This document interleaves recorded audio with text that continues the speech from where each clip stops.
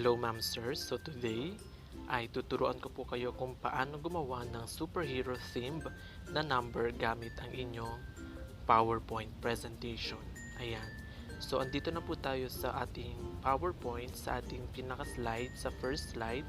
So ang gagawin lang natin first ay mag-i-insert tayo. Click natin insert. Insert po natin yung, ayan po yung insert nasa taas. Click po natin yung text box. Ayan po yung text box.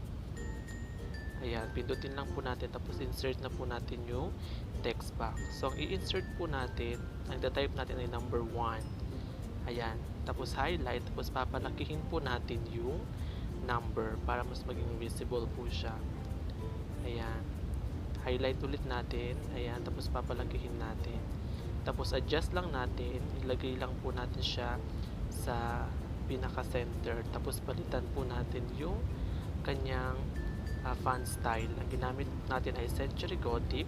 Tapos click ko yung bold para maging malaki or makapal yung number. So ang gagawin ko, i-adjust ko lang po yung number. Ilagay ko siya sa gitna. Ayan. Para mas maganda po tignan. Ayan. So next na gagawin natin ay ayun na nga, mag-i-insert na tayo or papalit, i-customize na natin yung number. Click natin yung format. Ayan. Kapag click ng format, click yung text fill. Ayan po yung text fill nasa taas. Ayan. So, ayan. So, kapag click natin yung text fill, ang may lalabas dun na picture.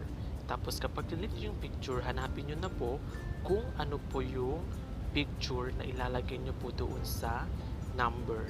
So, ang pipiliin ko pong picture ay ito pong superhero po na to. Ayan. So, dapat nakasave na po sa inyong document or desktop yung picture na ilalagay ninyo. So, ayan po yung picture na nilagay ko, si Spider-Man.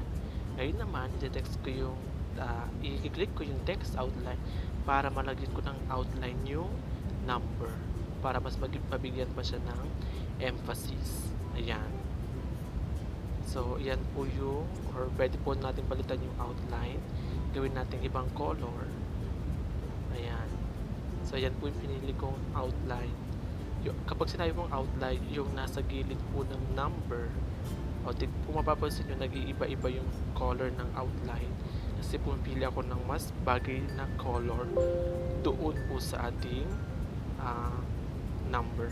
Ngayon naman, ikakopy ko lang to, Control C, tapos Control V. Ayan. So, nadoble na po yung number.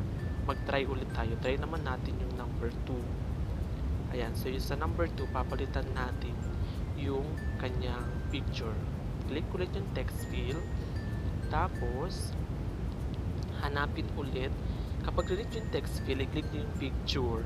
Kapag na-click nyo yung picture, ay hahanapin nyo na po kung ano yung picture or photo na ilalagay nyo dun sa number. Ayan. So, Superman po yung napili kong number.